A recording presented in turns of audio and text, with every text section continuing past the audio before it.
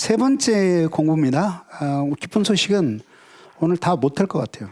분량이 너무 많아서 오늘은 가볍게 세 문제 정도 풀고 끝내겠습니다. 그러니까 여러분들도 되지도 않는데 그냥 막 늙어가지고 한꺼번에 하려고 그러지 말고 그냥 토막셔서 하시기 바랍니다. 자, 1분단 읽어봅시다. 시작.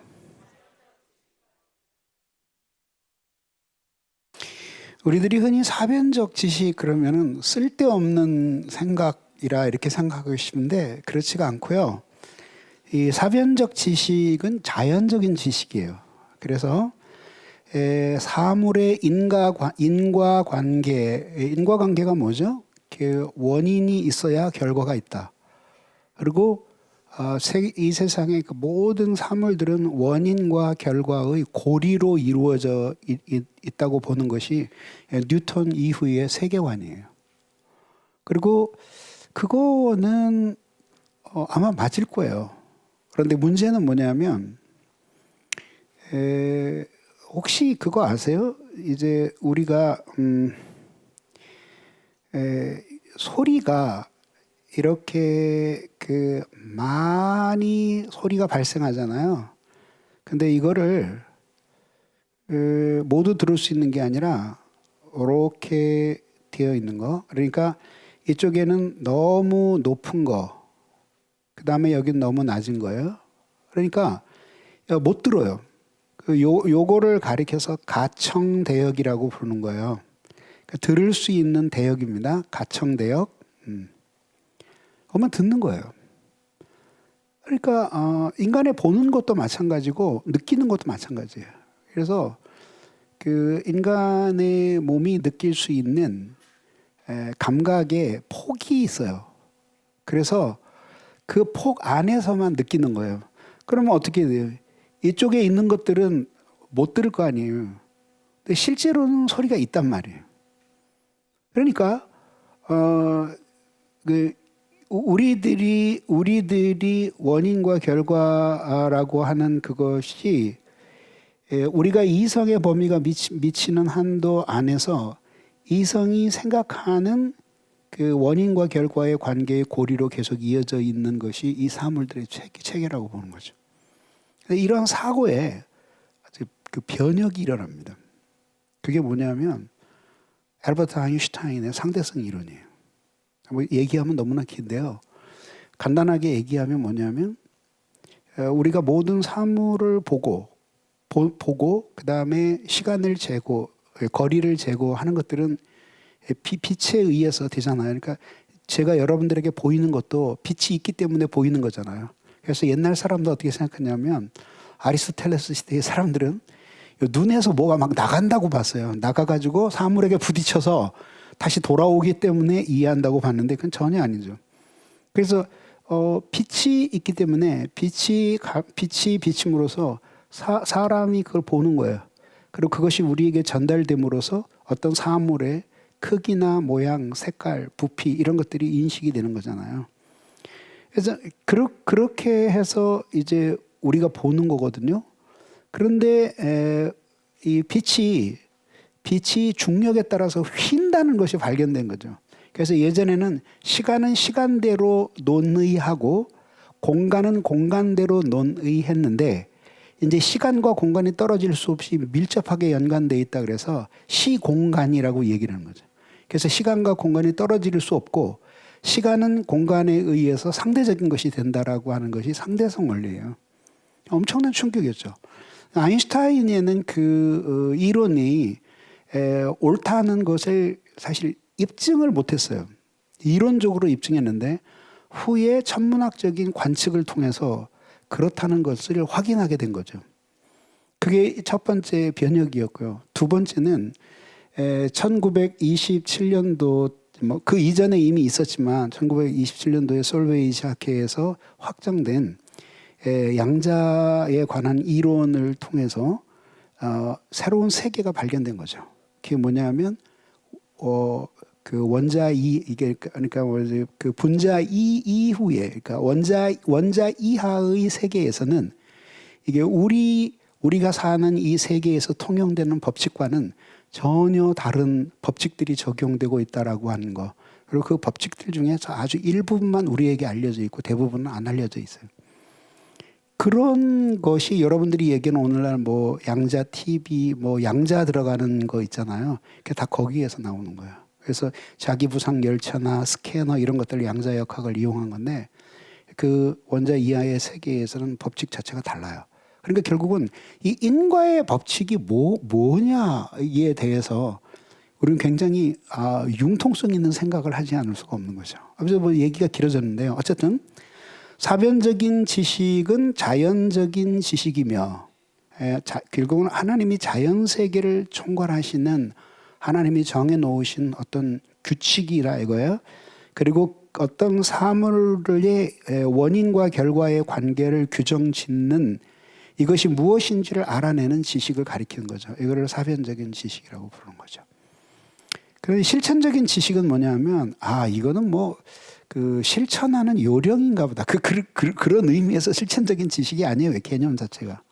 이건 뭐냐면 실천적인 지식은 실제로 삶을 살아가게 하는 데에 지혜로운 삶을 살아가는 데 꼭 필요한 지식이다. 이 의미고요. 이것은 결국 영적 지식이고 말씀을 통해서 자기화한 지식이에요. 설명을 들어봅시다.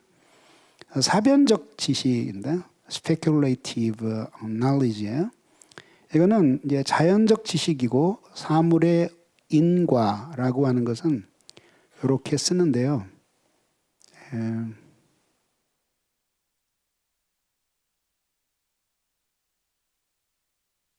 T라고 해요. 요거는 뭐냐면 요거 원인이고요. 그다음에 요게 결과예요. 이것은 뭐냐면 사물의 원인이 있으면 결과가 있고 그 결과는 또 다른 사물의 원인이 되는 거죠. 이런 체계들이 여기는 그림이 하나만 그려져 있지만 사실적으로 이것들은 수많은 연관 속에 이루어져 있을 거 아니에요. 서로 물고 물리듯이 이렇게 이어질 거 아니에요. 이런 것들을 이성으로 생각하는데 이걸 가리켜서 사변적인 지식이라고 한다 이런 뜻입니다. 그 다음에 이제 실천적인 지식인데요. 실천적인 지식은 영적 지식이에요. 영적 지식이라는 거 무슨 뜻이냐면 몇 가지 점에서 영적이라고 부르는데 우선 첫째, 지식의 대상이 영적인 것이에요. 영적인 것. 그 다음에 두 번째는 그 지식을 획득하는 수단이 영적인 거예요. 그 다음에 세 번째, 이 지식을 전달하는 수단이 영적이에요. 자, 이게 무슨 말인가? 우선 첫 번째, 대상이 영적이라고 하는 것은 예를 들자면 이런 컵을 안다라고 하면 뭐 이제 파악을 하면 되겠죠. 공부를 많이 하면 이거는 자기에다가 뼈가루를 집어넣어서 만든 거다. 아시죠? 그게 본 차이 나요. 왜냐하면 옛날 사람들이 이 자기를 써보니까 너무 무거워요. 그래가지고 고안해낸 게 흙을 덜어내고 거기다 뼈가루를 집어넣는 거예요. 그게 본 차이, 차이나에서 만들었다 해서 본 차이나는 거죠. 그러니까 그런 식으로 하면 수많은 나라의 수많은 지역에서의 흙과 색깔 그리고 거기에 무엇을 섞었느냐에 따라서 다양한 것이 나오고 백자, 청자, 뭐 흑자, 황자 수많은 그 색깔에 따른 종류들이 나올 거 아니에요. 그걸 모두 가지고 그렇게 배우면은 이제 원인과 결과를 터득하게 되잖아요. 대상 자체가 공간 안에서 크기와 무게를 가지고 있는 이런 대상들이에요. 이건 자연적인 지식이에요. 그리고 공간에서 안 가지고 있다고 하더라도 예를 들어서 사회는 우리가 뭘 이렇게 그 사회라는 것 자체가 눈에 보이긴 하지만 그것만이 사회가 아니라 우리가 떨어져 있어서 그래서 예를 들어서 그 IT로 서로 소통을 하고 이렇게 살아도 어느 정도 사회의 요건을 구성하잖아요. 완벽하지는 않지만 그러면은 결국 사회라고 하는 것도 하나의 추상명사예요. 분류상으로. 그러면은 그런 사회의 현상의 원인과 결과에 대해서 뭐 공부하는 거 그런 것도 하나 예를 들죠. 예를 들자면 경제학에서 물가가 오르면 민심이 불안해진다. 그런 법칙이 있잖아요. 물가가 많이 오르고 살기가 힘들어지면 정치는 불안정해진다. 이런 거예요. 그러면은 그런 것도 원인과 결과가 있을 수 있잖아요. 그런 것들을 찾아내는 모든 것들 다 자연적인 지식이에요. 사변적인 지식이에요. 근데 이것은 대상 자체가 영적이에요. 하나님의 사랑, 은혜, 하나님. 그 다음에 뭐 하나님의 역사, 뭐 이런 것들이니까 결국 대상이 영적인 것이죠. 그래 하나님과 신령한 것에 대해서. 수단이 영적이에요. 뭐냐면 예를 들어서 이런 것들이 무엇인지를 연구해 나는 것은 들이다 공부하면 돼요. 많이 공부한 사람, 많이 공부하고 그 다음에 많은 연결 관계를 찾아내는 사람이 이기는 거예요. 그런데 이제 이런 것들을 만들어내는 기술은 독창적이기 때문에 그러나 그렇게 배우기만 한다고 되는 건 아니고 또 하나의 기술이에요. 수단이 결국은 사변적인 지식은 수단이 자연적인 것이에요.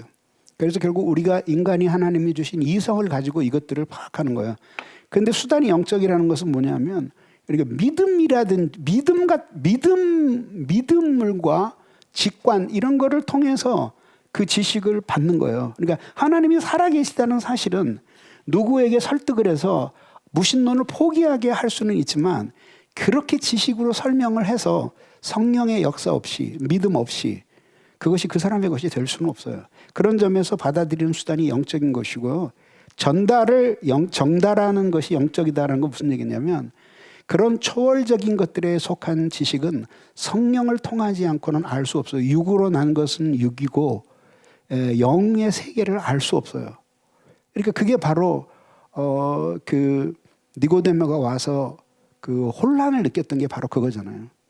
그러니까 그렇게 전달하는 주체가 성령이라는 점에서 이게 대상, 수단, 전달에 있어서 모두 영적이라는 거죠. 그래서 이거를 영적 지식이라고 말하는 거죠.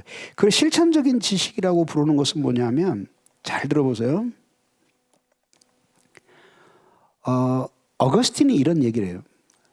나무의 크기가 얼마인지 자로 재보지 않고 나무의 성질이 무엇인지 재보았고 그래서 그걸 알고 나무의 성질이 무엇인지를 다 연구해서 파악했다고 하더라도 차라리 그 사람보다는 그거를 몰라도 그 나무를 내신 이가 하나님이심을 아는 자가 더 슬기롭게 사나이다.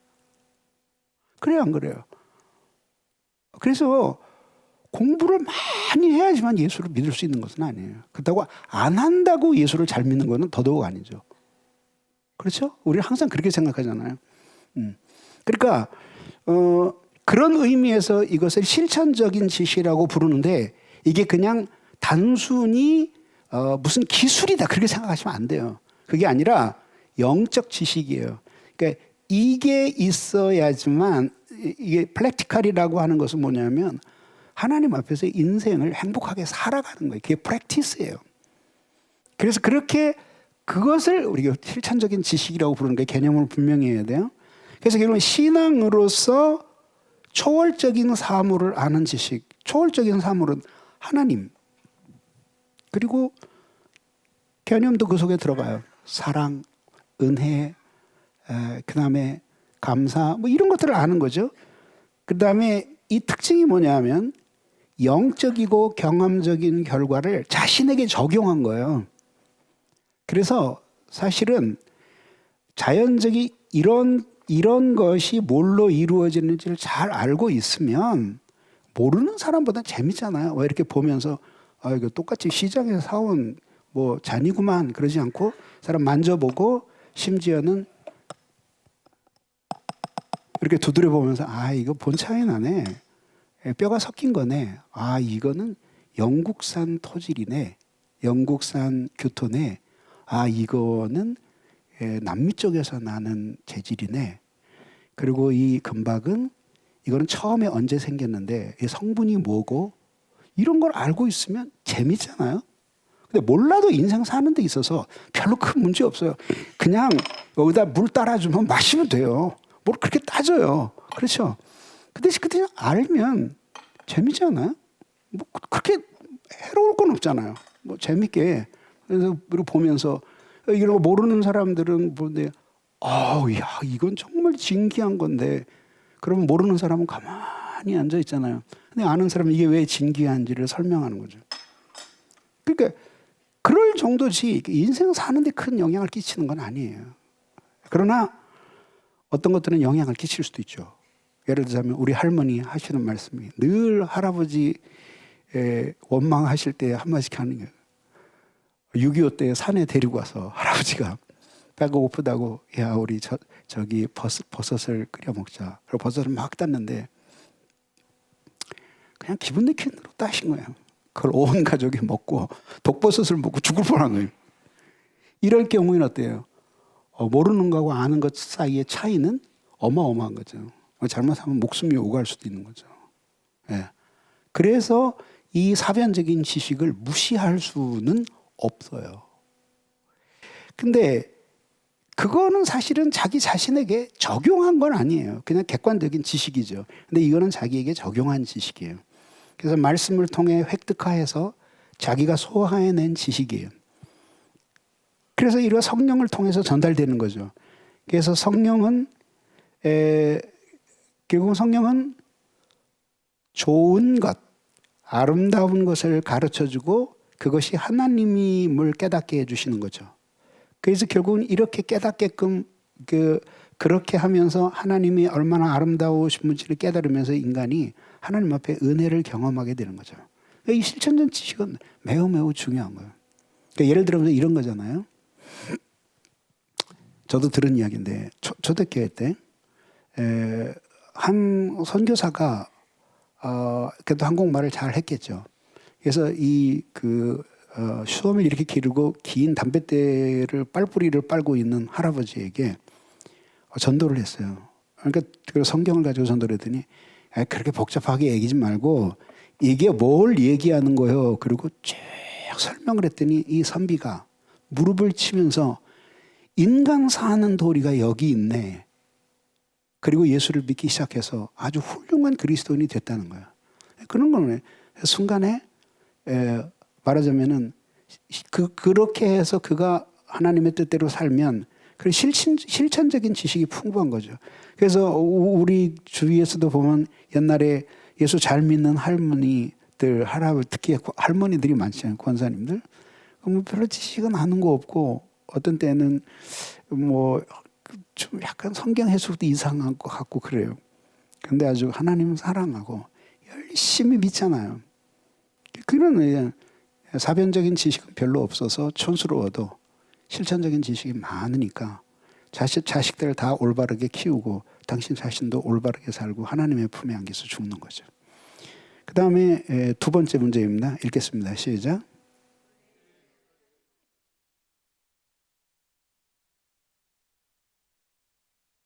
자, 결론은요. 은혜의 세 가지 용례는 구원의 길이라고 보는 것, 하나님의 객관적인 호의, 사랑의 감화 세 가지인데 이 세 번째를 조나단 에드워즈는 곧 성령이라 이렇게 보았습니다. 자, 그러면 여기 이렇게 되어 있습니다.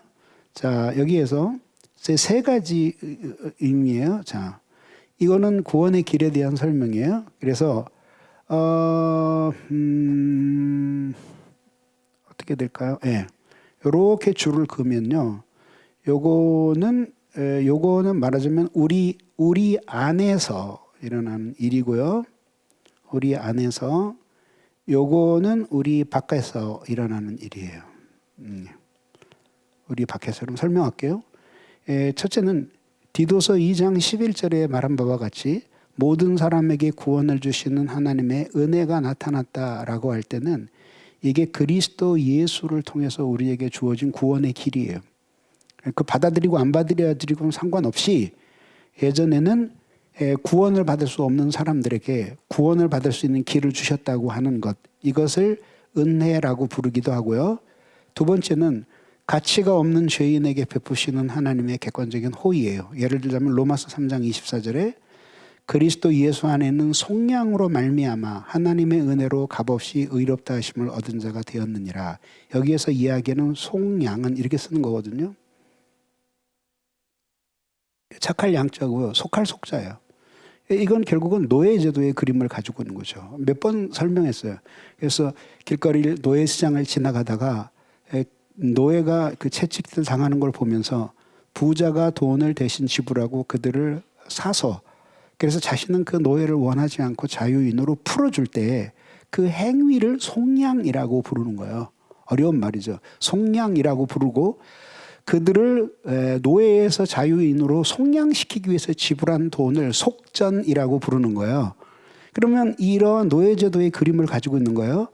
그리스도 예수 안에 있는 속량, 예수 그리스도께 희생하심으로 노예되었던, 죄의 노예되었던 우리를 자유하게 풀어주시는데, 그런 하나님의 아들의 행위로 말미암아 우리가 값없이 의롭다 하심을 입었느니라.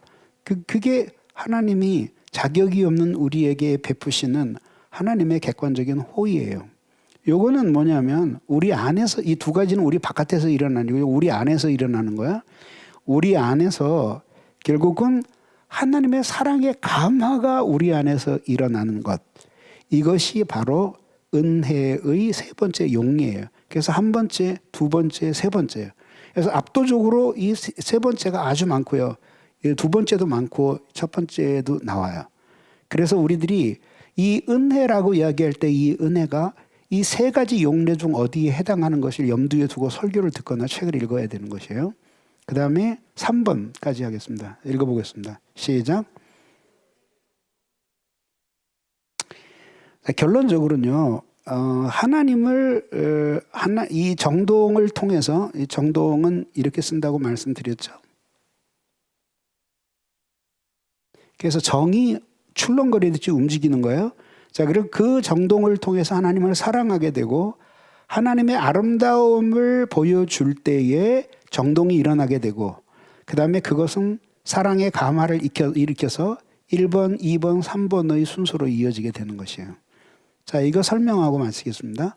자, 여기서 지금, 자, 이렇게 보세요. 여기서 돌멩이가 하나 위에서 아래로 추락하고 있어요. 떨어지고 있죠. 그럼 만약에 이것을 호수라고 한다면 당연히 딱 떨어지는 순간에 이렇게 파도가 일어나겠죠. 그리고 요렇게 몇 번 설명드렸어요. 이렇게 될 거 아니에요? 그래서 요렇게 돌멩이가 수면에 딱 떨어지서 부딪히는 것, 이것이 결국은 인식, 어떤 사물에 대해서 인식을 하는 거죠. 어떤 대상에 대해서. 그럴 때에 이 사람의 마음이 이렇게 출렁거리는 것으로 나타나요. 근데 이렇게 출렁거리는데 이것이 사랑으로 나타날 수도 있고, 그럴 경우에는 어떻게 되냐면 여기에서 아름다운 것을 본 것이에요. 그리고 만약에 여기에서 이것이 미움으로 나타날 경우에는 여기서 떨어질 때 여기서 추한 것을 본 거예요. 반대로. 추한 것을 보았기 때문에 미움으로 연결되는 거죠. 이렇게. 아름다운 걸 봤기 때문에 사랑으로 연결되는 거고요. 그래서 결국은 이렇게 에드워즈가 이 얘기를 해요. 참으로 영적이고 은혜로운 정동들은 마음에 대한 영향과 작용들 안에서 일어난다. 이것은 영적이고 초자연적이며 신적이다. 이 신적이라는 것은 하나님에게 속했다, 그런 뜻입니다. 그러니까 인간은 자연적인 본성으로는 이렇게 영적이고 은혜로운 정동들이 일어날 수가 없어요. 왜냐하면 이 결과는 하나님을 사랑하는 것이기 때문에 인간이 육으로 말미암아서는 결코 하나님을 사랑할 수 없는 거죠. 그렇기 때문에 이렇게 일어나는 정동은 영적이고 초자연적이고 신적이에요. 그래서 이거는요, 사실은 원리를 가지고 말하자면 사실은 모든 것에 있어서 대부분 여기에 해당하게 되는 거죠. 예를 들자면 여러분들이 생전 안 먹던 어떤 음식을 먹게 되었다라고 할 때는 누군가가 그 음식에 대해서 아주 친절하게 이 음식이 얼마나 맛있는지를 설명하고 그것이 여러분들의 입맛에 맞게 되면 정동이 일어나고 이게 전혀 가까이 하지 않았던 음식을 이제 먹게 되는 변화가 일어나게 되는 거죠. 나중에는 거기에 아주 깊이 그 뭐라 그러나 거기 그 음식을 너무 좋아하는 그런 그 애호가가 될 수도 있는 거죠. 자, 그래서 이게 두 번째 문장에서 이렇게 말합니다. 영적인 지식은 신적인 것들의 거룩함, 하나님에게 속한 거룩함, 그리고 도덕적 완전성에 대해 최고의 아름다움과 달콤함을 느끼는 마음의 감각 안에 있다. 이 에드워즈가 말을 어렵게 해요. 그 이유가 뭐냐면 이 사고의 구조가 라틴어 구조예요. 그리고 철학자이기 때문에 이게 너무 쉽게 얘기하면 이게 자기가 생각한 것이 전달이 안 되는 거예요. 그래서 에드워즈를 읽는 것은 좀 인내를 요해요. 그리고 솔직히 읽어보면은 많은 사람들이 뭐 저도 그런 적이 있었지만 내가 영어를 모르는 건지 아니면은 이 사람이 말하는 내용을 모르는 건지 이게 헷갈릴 때가 많아요. 그래서 에드워즈의 영어는 비교적 고급 영어고 또 18세기에서 보면 아마 그 식자들의 영어였음에 틀림이 없지만 우리들이 그 화법하고 많이 달라요. 근데 어쨌든지 간에 좀 어렵게 해요. 그래서 에드워즈 얘기 듣는 것보다 내 얘기 듣는 게 훨씬 쉬워요. 제 얘기는 이 정도로 어렵진 않거든요. 그래서 어때요? 영적인 지식이라고 하는 거, 실천적인 지식이라고 하는 것은 하나님에게 속한 거룩한 것, 즉 하나님이 도덕적인 완전성에 관해서 그분이 최고로 아름답고 그것이 최고로 달콤함을 느끼는 것이다. 그게 바로 영적인 지식이다 이런 얘기예요. 그 다음 문장은 또한 신앙에 속한 일에 대한 모든 인식과 지식은 그런 감각에 의존하며, 이게 무슨 감각이죠? 당연히 영적 감각이죠. 당근. 그리고 의존하며 거기로부터 흘러나온다. 그거죠. 그리고 영적 지식은 1차적으로 영적 아름다움을 아는 마음의 감각 안에 있다. 이것도 그거예요. 담임 목사인 제가 입이 닳도록 이야기한 거죠. 그래서 뭐냐면 하나님의 아름다움을, 신령한 아름다움을 보고 그게 얼마나 아름다움을 느끼는 것이 세상 사랑을 버리는 방법이에요. 그리고 타락하는 방법은 아주 쉬워요. 그건 뭐냐면 세상이 얼마나 아름다운지, 육신에 속한 것, 물질에 속한 것이 얼마나 예쁜지를 생각하면 생각할수록 세속화되는 거예요. 근데 놀라운 것은 절대 가만히 있어서는 하나님을 사랑하게는, 하나님의 아름다움을 보게는 안 되지만 세속적인 것들에 대한 아름다움은 그냥 가만히 있어도 저절로 거기에 눈을 뜨게 된다는 거예요. 최소한 이럴 거 아니에요? 그럼 여러분 이런 반문을 하겠죠. 목사님 그 말은 사실이 아닌 것 같습니다. 왜요? 그러니까 뭐 유명해지는 것도 관심 없고요. 좋은 거 보는 것도 관심 없고 그냥 그 아무것도 안 하면서 그렇게 살아가는 사람들이 있습니다. 예. 게으르게 사는 것이 제일 아름답다고 알고 그렇게 생각한 사람이에요. 가장 만족을 얻는 사람이에요. 그렇게 인간은 중립적일 수가 없는 거죠. 세상을 사랑하든지 하나님을 사랑하든지 자기를 사랑하든지 진리를 사랑하든지 둘 중에 하나죠.